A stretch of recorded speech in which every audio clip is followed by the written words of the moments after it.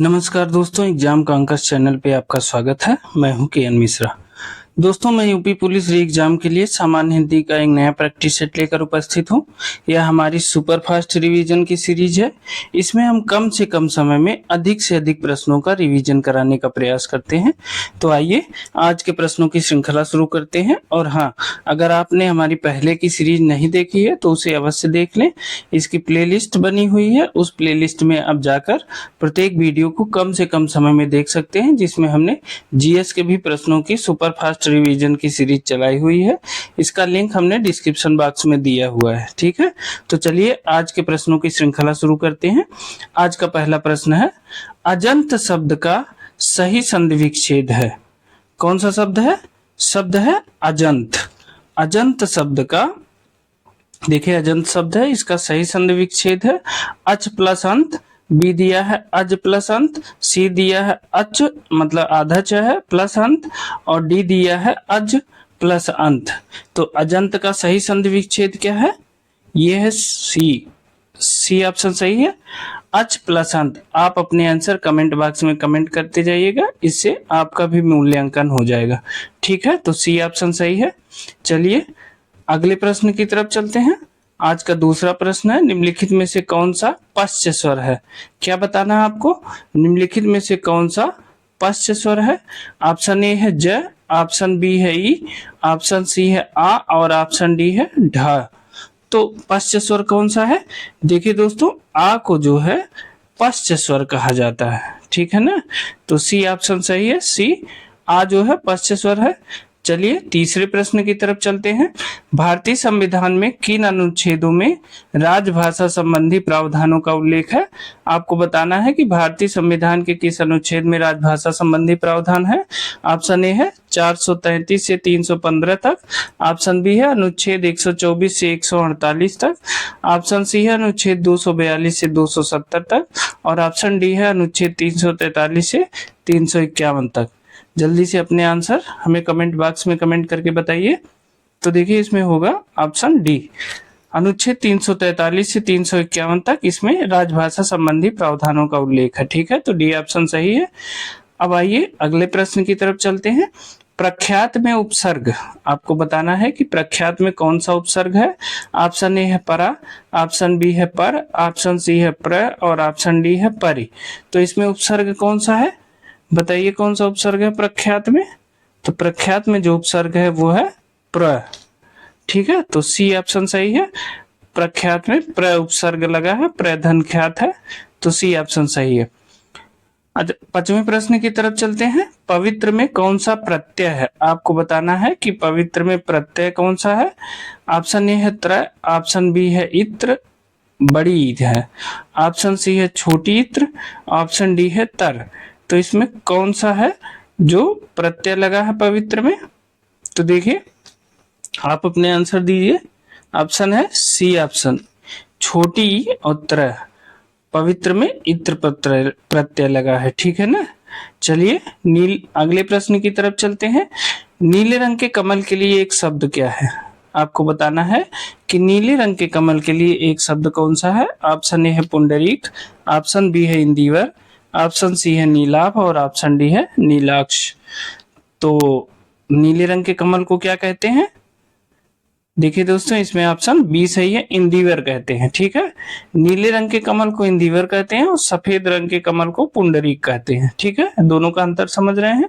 जो नीले रंग का है उसे इंदिवर कहते हैं कमल को, और जो सफेद रंग का कमल है उसे पुंडरीक कहते हैं ना। और जो नीलाक्ष है, जिसकी आंखें नीली हो, उसे नीली आंखों वाली को नीलाक्ष कहते हैं और नीले आभा वाले को नीलाभ कहते हैं। ठीक है ना। चलिए सातवें प्रश्न की तरफ चलते हैं। देखिए सफेद रंग के कमल को पुंडरीक कहते हैं, ये व्याख्या में दिया गया है। आज का सातवां प्रश्न है, निम्नलिखित में से तद्भव तत्सम का कौन सा शब्द युग्म सही है? आपको बताना है इस तद्भव तत्सम के शब्द युग्म में कौन सा शब्द युग्म सही है। अब देखिए दिया है भूख का विभुक्षा, तो ये गलत है। तोंद का दिया है तुंद्र, ये भी गलत है। तोंद का तंदु होता है, तुंद होता है। और नेह का स्नेह दिया है, ये सही है। अक्षर का अक्षर दिया है, ये भी गलत है। आखर का अक्षर होता है भूख का बुभुक्षा होता है, ठीक है ना। तो चलिए इसकी सी का सही है, इसमें नेह का स्नेह सही है। देखिए क्या होता है कि आखर का अक्षर होता है तत्सम, भूख का बुभुक्षा होता है तत्सम, और तोंद का तंद होता है, ठीक है ना। तो इसमें सी ऑप्शन सही है, इसको याद कर लीजिएगा। 8वें प्रश्न की तरफ चलते हैं। निम्न शब्दों में से कौन सा विशेषण है, आपको इसमें बताना है कि इसमें विशेषण कौन सा है। ऑप्शन ए है कंटक, ऑप्शन बी है चुनौती, ऑप्शन सी है राही और ऑप्शन डी है क्रोधी। तो आपको बताना है इसमें कौन सा विशेषण है। तो देखिए इसमें विशेषण है क्रोधी। क्रोधी किससे बना है, क्रोध से। किससे, क्रोध से क्रोधी बना हुआ है। तो क्रोध संज्ञा है, क्रोधी विशेषण है, ठीक है ना। तो डी ऑप्शन सही है। चलिए अगले प्रश्न की तरफ चलते हैं। आज का नवा प्रश्न है, निम्नलिखित में से कौन सा शब्द हाथ का पर्यायवाची नहीं है। हाथ का पर्यायवाची नहीं है, आपको बताना है। ऑप्शन ए है पाणी, ऑप्शन बी है कर, ऑप्शन सी है हस्त और ऑप्शन डी है कटी। तो कौन हाथ का पर्यायवाची कौन सा नहीं है। तो देखिए पाणी जो है हाथ का पर्यायवाची होता है, कर भी हाथ का पर्यायवाची होता है और हस्त भी हाथ का पर्यायवाची होता है। देखिए कटी जो है, कट किसका होता है, कमर का पर्यायवाची होता है। कट कमर का पर्यायवाची होता है। कृत कमर का एक और पर्यायवाची होता है जो कम सुनने में आता है, इसको याद कर लीजिएगा, श्रोणी होता है। श्रोणी भी कमर की पर्यायवाची होती है, ये बहुत इंपॉर्टेंट है, ठीक है। तो कटी और श्रोण कमर की पर्यायवाची होती है, हाथ की नहीं। तो डी ऑप्शन सही है। चलिए 10वें प्रश्न की तरफ चलते हैं। इसमें बताना है कि कौन सा एक वाक्य अशुद्ध है। तो ऑप्शन ए है अशुद्ध वाक्य बताना है। ये ध्यान देना, प्रश्न पढ़ते समय बहुत आराम से ध्यान से पढ़िए ताकि पढ़ने में गलती ना हो, नहीं तो आंसर भी गलत हो जाएगा। तो ऑप्शन ए है तुमने उसे बैठने को क्यों नहीं कहा। ऑप्शन बी है अगले शनिवार को शीला छुट्टी पर रहेगी। ऑप्शन सी है वह कमरे में जाकर सो गया। और ऑप्शन डी है हम लोग आपका आभार मानते हैं। तो इसमें आपको अशुद्ध बताना है। तो देखिए तुमने उसे बैठने को क्यों नहीं कहा, ये सही है। अगले शनिवार को शीला छुट्टी पर रहेगी, ये भी सही है। वह कमरे में जाकर सो गया, जाकर नहीं है, वह कमरे में सो गया है, ये सही होगा, ठीक है। तो और चौथा है हम लोग आपका आभार मानते हैं, तो ये भी सही है।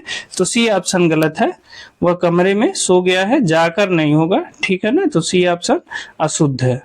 चलिए अगले प्रश्न की तरफ चलते हैं, लेकिन उसके पहले दोस्तों अगर आप इस चैनल पे नए हैं तो इस चैनल को सब्सक्राइब अवश्य कर लीजिए, साथ ही बेल आइकन भी दबा दीजिए ताकि अगर कोई नई अपडेट हो तो वो सबसे पहले आपको मिले।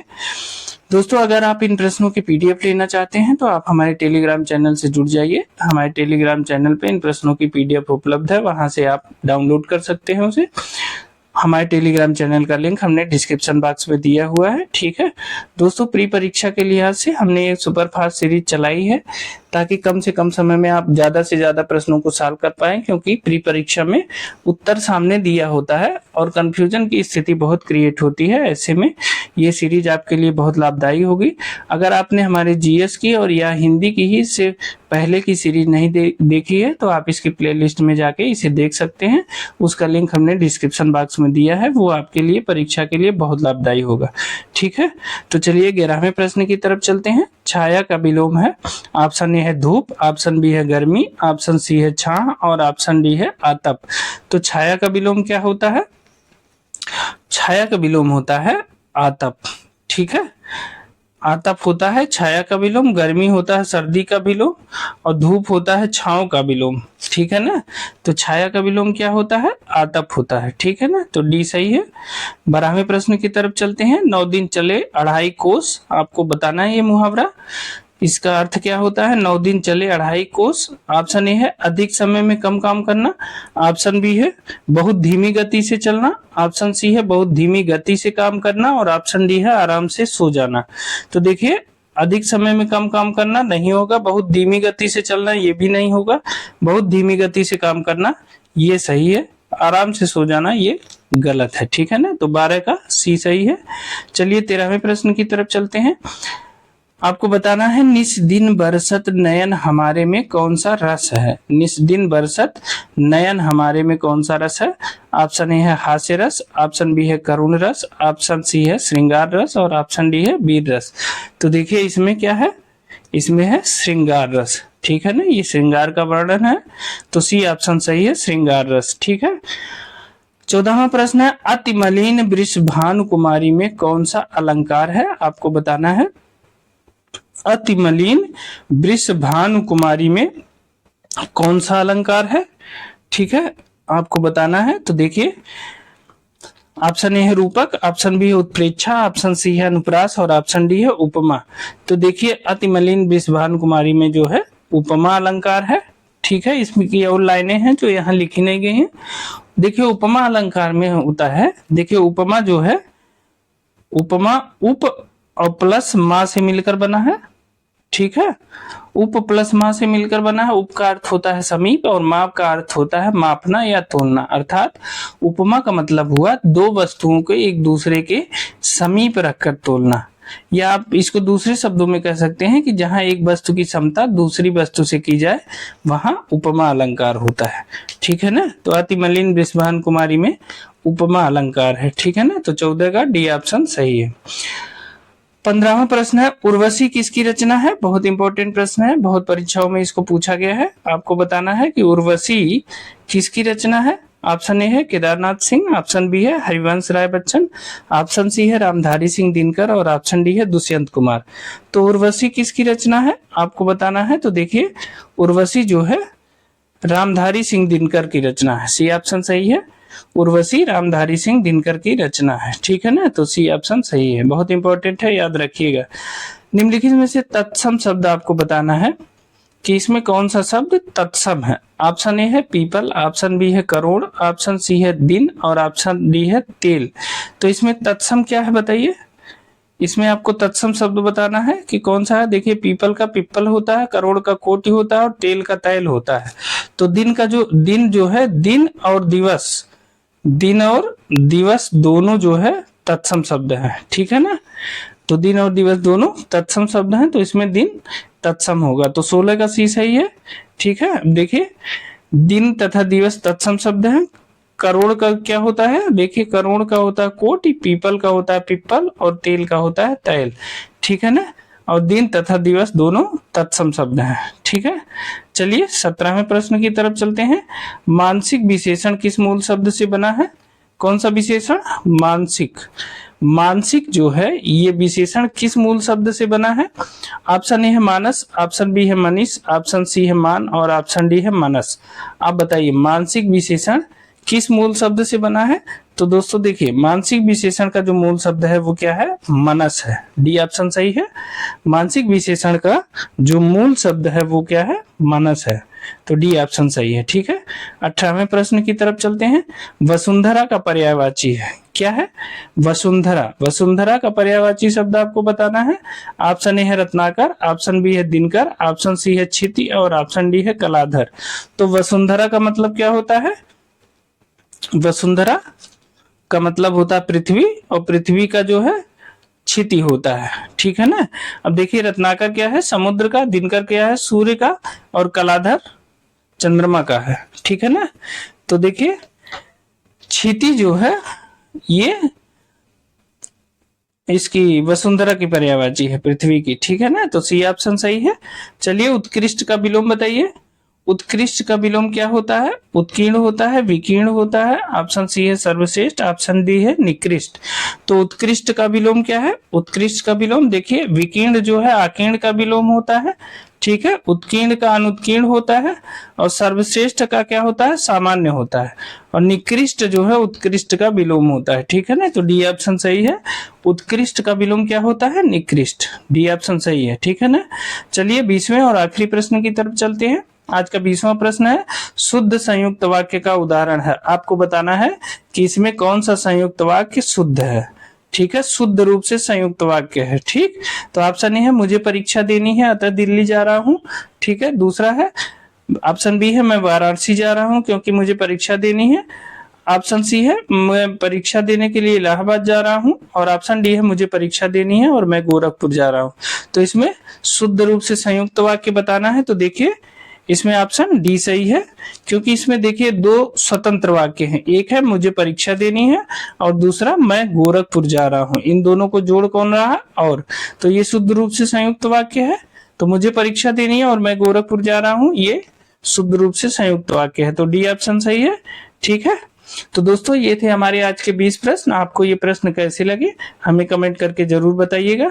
अगर आप इस चैनल पे नए हैं तो इस चैनल को सब्सक्राइब कर लीजिए। और हाँ, अगर आज तक की आपने हमारी पुरानी वीडियो नहीं देखी है तो यूपी पुलिस री एग्जाम से संबंधित जो हमारी वीडियो है सुपर फास्ट रिवीजन है, जैसे मैंने अभी कराया है, जहां आवश्यकता है वहां प्रश्नों की हम व्याख्या भी देते हैं। लेकिन प्री परीक्षा में चूंकि आंसर सामने लिखा होता है, इसलिए हमारा प्रयास है कि हम ज्यादा से ज्यादा प्रश्नों का आपका दोहराव करा दें, ताकि परीक्षा के समय कोई कंफ्यूजन की स्थिति ना रहे और आप मैक्सिमम मार्क अर्जित कर पाए। ठीक है, तो अगर आपको ये वीडियो अच्छी लगी है तो इस वीडियो को लाइक जरूर करें, साथ ही इस चैनल को सब्सक्राइब करिए। ठीक है, अगर इसकी पीडीएफ डाउनलोड करनी है तो आप हमारे टेलीग्राम चैनल से जुड़ जाइए, जिसका लिंक हमने डिस्क्रिप्शन बॉक्स में दिया हुआ है। तो आज के लिए इतना ही, मिलते हैं अगली वीडियो में एक नई टेस्ट सीरीज के साथ। तब तक के लिए बहुत बहुत धन्यवाद।